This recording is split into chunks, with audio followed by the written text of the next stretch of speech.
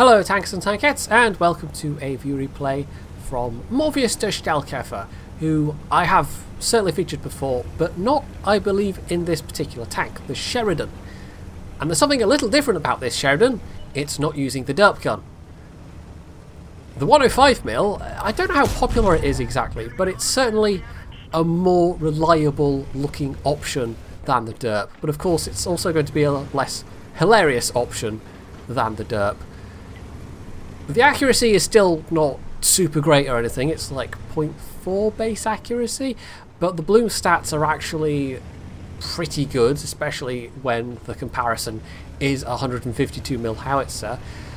But it's also got some advantages in that the APCR standard ammo is very fast, and although the pen is merely adequate, the damage is good, the DPM is decent, and it also has heat shells for its premium rounds. So if you're struggling with the, what is it, like 236 base pen, which is more than good enough for a lot of side armor shots and other things that just have weaker armor at tier 10, you can always reach for the heat. And he does have a fair bit of it, but not an excessive amount, I would say. I would say that's a reasonable amount of heat for this tier.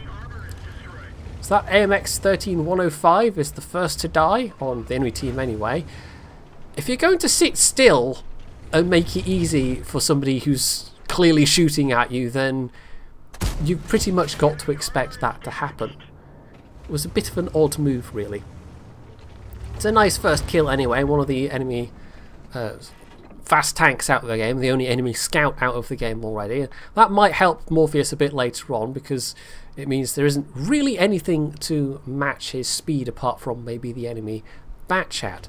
It also means there's nothing in the middle to harass him if he wants to move up, say, which he's doing right now. This is a little bit of a risky move. There is a kind of a dip here he's going to use, and it is going to let him auto-spot some of these tank destroyers. But it's a bit risky in that if his team loses that northwest corner, he is actually going to be quite vulnerable here, so he has to trust in his team not to collapse too quickly. But as the AMX is out the way, this is otherwise a perfectly safe position. A perfectly safe condition. What? Brain? What? Okay, let's just keep going. And although he took a hit from the Stridswagen actually getting here, he's still in reasonably good nick, and he's now in a position to help his team with taking out these tank destroyers. He's spotting, and even if he's not getting any more of them killed, they are now at least forced to back off. We're going to have a moment of comedy here, by the way. He tracks the Stridswagen, who just flips on their side. I don't know if they were in the transition phase, going to the I can't remember what it's called now, but the sniper mode as opposed to travel mode, and happened to be turning at the same time on the slope and just flipped themselves. But nonetheless, that gave him a rather nice shot and another kill.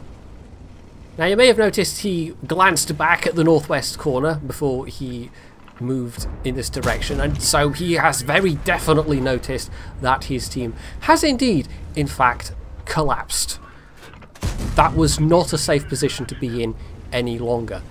This isn't necessarily that much safer. He's able to use his gun depression and this slope to just work over this E100, who is ignoring him at his peril, but there are still tank destroyers around, and there's still that Batchat around as well, although the Batchat is taking a fair old drubbing from the allied tank destroyers who are across on the other side, who indeed get the kill on the E100.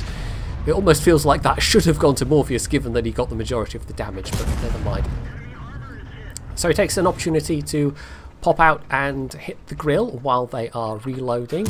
All too often you see, especially at the lower and mid tiers, people who don't do that. They don't pay attention to people reloading, and so they let tanks with long reloads just sit there and get away with it, essentially, when they could be at least popping out to do a bit more damage. That wasn't all he did, of course. He took a chance that he could beat the reaction of the gorilla and didn't quite manage it. Took a big hit in return. And although he is still very much alive and kicking, that has significantly reduced his ability to take any more hits, especially at this tier.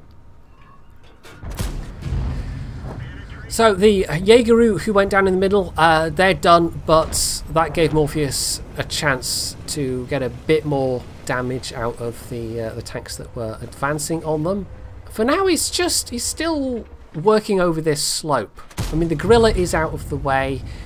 There isn't anything that can threaten him in terms of view range, but the things that are spotting for him, I mean, the E3 is getting mobbed and the 183 is now in a fairly bad position. They're not going to last forever, so he really has to make every shot count at this stage. And in fact, he's now switched over to his heat shells, because these are longer range shots against more heavily armoured targets. And things like the Type 5 Heavy especially, yes, you absolutely would want the best penetration you can get. This has come down to being quite close though. Yes, the enemy team overran that corner, but in having pushed round, a lot of them came down into the valley and paid the price. And although they are now round through to their base, essentially, there's only 4 of them left, and there's only 4 of them facing them. That was awkward. What I mean to say is there's only 4 per team. So, anyway. Now, for some reason, the E50s decide it's a good idea to charge into the 103B. Maybe they thought they could do enough ramming damage to just kill them outright, but that was not the case. And Morpheus, although he was able to react to take advantage of the E50's move, he is having to take himself out of the fight otherwise to deal with this STRV. Because he... was that a heat shell he fired into the axle there? It tracked but didn't do damage, so he ended up having to spend 1 more shot than he absolutely needed to. So now he's able to get into a position to help out the 183, who is sort of holding out just about. With the 268 out of the way, that's obviously a very dangerous gun out of play. But, well, he can only support in so many directions at once. So with the IS-7 out of the line of sight, he tries to go for the 277 instead, and does get a tracking shot, which has brought the 103B a little bit more life and a chance to get away. But yeah, they've still got an angry object coming after them. This IS-7 though, they are hopefully an easy one-shot. So there we go.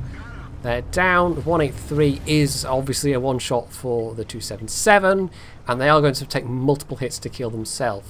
So really, Morpheus has to rely on this 183 to keep this 277 spotted and engaged for long enough for him to work them over. And because it's a 183, this 277 is actually being fairly cautious about it.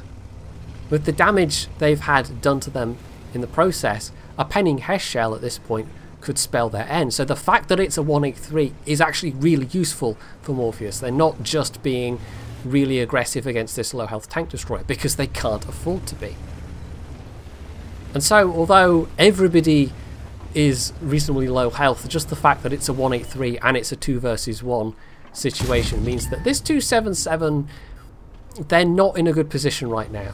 They could walk away from this the victor, but both Morpheus and this 183 would have to screw it up.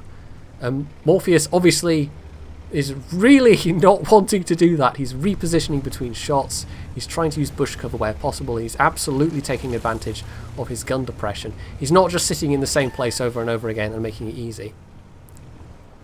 So he gets spotted there. He's obviously a little cautious about not being able to spot in return, but the 183 actually does get in a hit, which is very useful. It's not a full penetrating Hess shot though, but it still does a fair whack of damage. And, oh, well, that's not quite enough to kill. Was a high roll, but not quite high enough. And although the 183 is now down, the 277 never really stood a chance. So, woo, that was quite an energetic game. Some heavy lifting going on in that one. Over 8,000 damage done, with over 2,000 further spotting and assistance damage. Unsurprisingly, that was an ace tanker. He also got a top gun and a high caliber, and lost a fair whack of credits because he spent a lot of credits, of course, firing all those premium shells, but I wouldn't say that was really unnecessary. Certainly when you see the bottom of his team list, it was not unnecessary. That's what, 5 tier 10 tanks that did 0 damage, and a further 1 that had like 1 penetrating hit. Yeah, I'm sure his back hurt after that one. It was also an interesting use of that area of the map, especially in a light tank. He spent a lot of time on that slope incline. He spent a lot of time working around that position. But crucially, the last couple of allies that were left alive as well were able to play smart enough and help him out enough that with the effort he was able to then put in from that position, he could bring it home closed. But still, that was a heck of a carry. Even so, that was a lot of damage done. But definitely a shout out to the 183, and I don't even know if there's anyone else that's worthy of mention there. The E50M did a decent amount of damage. The Stridsvagen did over 5,000 damage, so they definitely deserve a shout out as well, come to think of it. But yeah, the heavy tanks, some of the other tank destroyers, really not so much. The heavy tanks, in fact, did not acquit themselves well at all in that one. So that's the Sheridan with the 105mm, and Morpheus de Stahlkäfer putting it to really good use. Because if he hadn't, well, that wouldn't have been a win. Hopefully you enjoyed this replay, and if you did, you can do all the usual things down underneath it. And, of course, as always, stay tuned for more.